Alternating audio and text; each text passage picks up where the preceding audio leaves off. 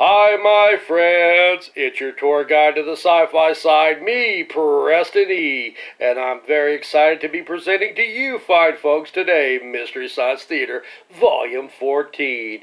It is obscenely and insanely expensive. Cost me some body parts to get. I hope Grandpa doesn't mind. But anyway, it's well worth it because it's got Joe Don Baker in his collection. This collection has Joe Estevez. This collection has a spacey movie and a werewolf movie, not a werewolf movie this time. So without further ado, I present to you the greatness that is Mystery Science Theater, Volume 14. Bask in its glory. Ooh. First up, we got Mad Monsters from Season 1, but before we get to that, let's get to the Invention Exchange. This Invention Exchange will be the perfect Christmas gift for any pyromaniac on your list, as Joe introduces the Hell in a Handbag purse, guaranteed to make your girlfriend, wife, sister, or mother the hottest handbag hauler of the holiday season. Meanwhile, Dr. F and Dr. E has something for the little ankle-biting pyromaniacs on your Christmas list this year, as Thunder Lizard realistically destroys a tiny toy city and all its occupants, possibly even your residency. Now, on to the movie. Nope, first we get an installment of Radar Man from the Moon, as Cody and Ted attempt to steal an atomic gun from the Moon Man. This would be called Chapter 2, Molten Terror, and would be the second installment in a series of 9 shown as MST3K shorts. Now, on to the movie! For real this time, I think. Mad Monster is a movie that sees a dubious scientist using wolf blood on his gardener, and the gardener turns into a wolf, but he is no Lon Chaney. However, the two of them do share some similarities. Why should I be trying to kill me? Even in my dreams, I ain't got nothing against nobody. George? What? Tell me like you done before. Say what? About the rabbits. Tell me about the rabbits again, George. The mad scientist then uses his Wolfman to kill off his colleagues who made fun of him for his nefarious ways. The movie hits home for me because there are plenty of old school TV references here. Told me listen to a story about a man named Jed. A poor mountaineer barely kept his family fed. Then one day he was shooting at some food. And up from the swamp came a big ugly dude.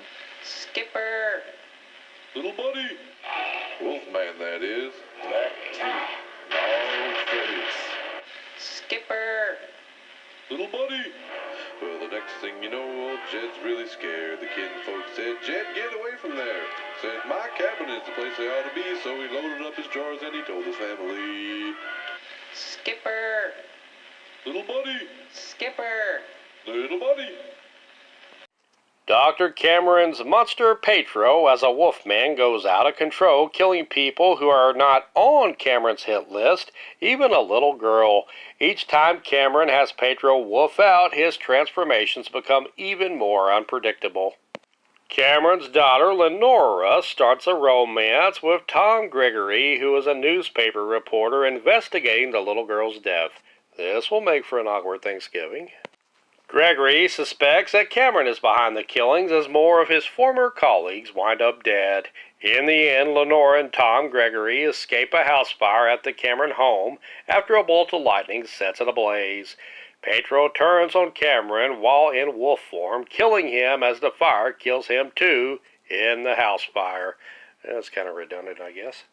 While not the sheer goofy Estevez fun of the werewolf from the previous collection, this movie sets a creepier tone in glorious black and white for a howlingly good 2 out of 5 SOL Bones.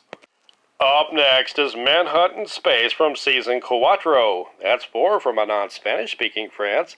The Invention Exchange in this episode sees the Mads, Dr. Forster, and TV's Frank showing off their J-Lo booties with their beanbag butts with their beanbag big pants guaranteed to always give you a seat for your seat.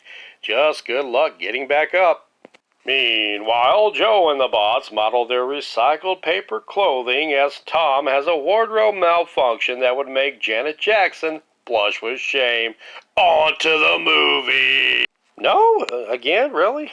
Darn it. Well, first we get a General Hospital short as Nurse Brewer is married to Phil, a cardiologist, and Nurse Jessie Brewer is a cougar as she is 7 years older than old cardiologist Dr. Phil, who's about to break her heart as he seeks an extramarital affair.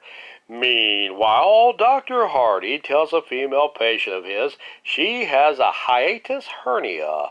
I guess that's a hernia that goes away for a period of time, much like Brewer's marriage. Burn! Now, on to the movie, I hope. Manhunt! In space, sees the adventures of Space Ranger Rocky Jones as he battles space pirates. Yar, me hearties, give us your laser gun and no one gets hurt. Rocky has a funny named co-pilot named Winky, but alas, no Blinky, Pinky, Inky, Cloud, or Kinky are here. These two are sent into space on an orbit jet to stop space pirates from stealing more from cargo ships.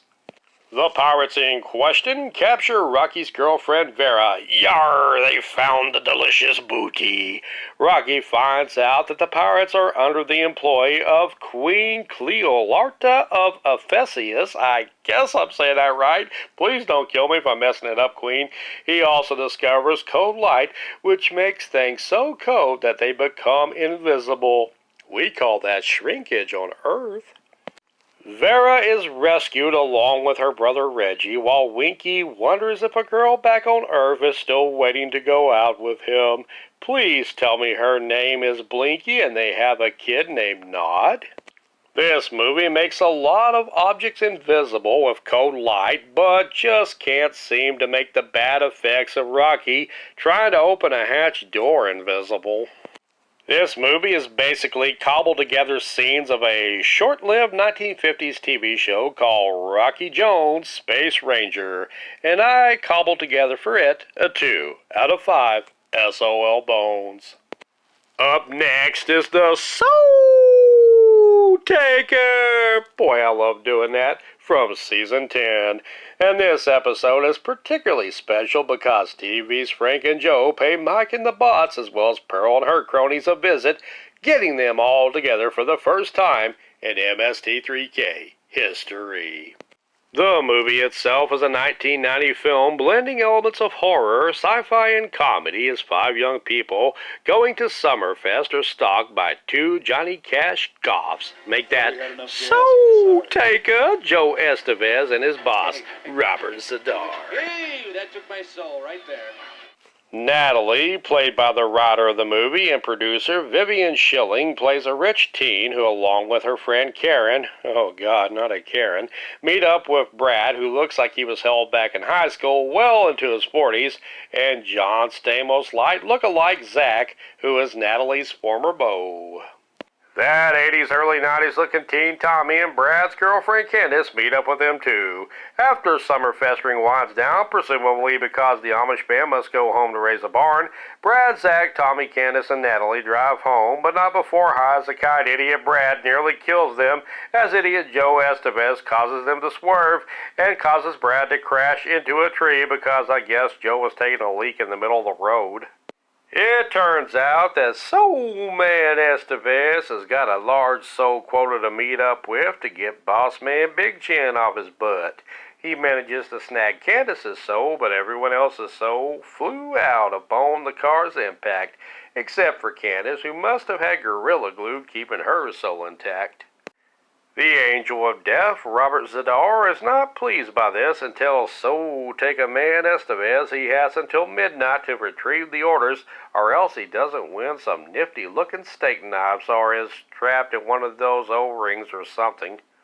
Soul Taker claims Brad's soul and conveniently picks up Tommy's soul at a convenience store, while Tommy's friends bail on him. Sheesh, with friends like that, huh? Zach and Natalie end up at Natalie's parents' house where Estevez shapeshifts into Natalie's mom while creeping on Natalie in the shower for instant skeevy nightmare fuel. Natalie and Zach escape to the hospital trying to reconnect their souls to their bodies before the machines they are hooked up to are pulled at midnight. I guess the doctors have a nighttime round of glow golf to get to. With the parents grieving over their comatose kiddos, Joe Estevez shapeshifts into Steve Urkel and Brad is graveyard shifting as a new soul taker. After killing off some old lady for her soul, Brad helps Natalie and Zach escape from the clutches of Estevez. Estevez misses his midnight deadline and is promptly stuffed into a dog's chew toy by the Angel of Death. Meanwhile, lovers Natalie and Zach leak back into their bodies and live happily ever after as they drive off to cheesy 80s soft rock. Aww. For a highly entertaining flick with a great Estevez-Zadar combo and special appearances by Joe Hodson and TV's Frank, this episode gets a soulful 5 out of 5 SOL bones. And finally, we get a good old Joe Don Baker movie from Season 10 with Final Justice. Baker plays small-town Texas Deputy Sheriff Thomas Jefferson Geronimo, who seeks revenge on two mafia men who kills his partner and tries to retreat to the border of Mexico. Geronimo kills one and captures the other. Geronimo tries to take the prisoner to Italy for extradition, but they wind up with a layover in Malta. Joe Don meets up with a possible love interest who's not edible. She is a policewoman whose name is Maria, and he must protect her from the escaped prisoner who holds her hostage and threatens to blow her brains out all over the boat. I'll blow your brains out. All over the board. Geronimo saves her and the day by shooting and killing Palermo, the mafia man, as Maria kills Chief Wilson, who was in cahoots with Palermo. Opa! Being that this is a Joe Don Baker flick, expect plenty of fat jokes and food jokes along with fart noises aplenty. Mike and the bots rock you out to a special tune to the big Texan at the end of the flick. Or he'll steal your lunch. Your lunch. Also marvel at the great continuity errors as Joe Don's buddy gets shot and slides down the wall twice. Plus, there's this highly quotable Joe Don Baker catchphrase. Think you can take me? Go head on. It's your move. There is also a particularly amusing callback to Joe Hodson's departure from MST3K during the Joe Don Baker Mitchell episode, as Mike Nelson wrongfully assumes he can escape after suffering through a Joe Don Baker movie too. For this hilarity and plenty of Joe Don Baker humor, this episode walks tall with a 4 out of 5 SOL bones. MST3K Volume 14 gets a 13 out of 20 SOL bones. Well, that about does it for me. Please like, subscribe, and share. I've been Preston E. Garrison, and I got a few questions to ask you. Think you can take me? Go head on. It's your move.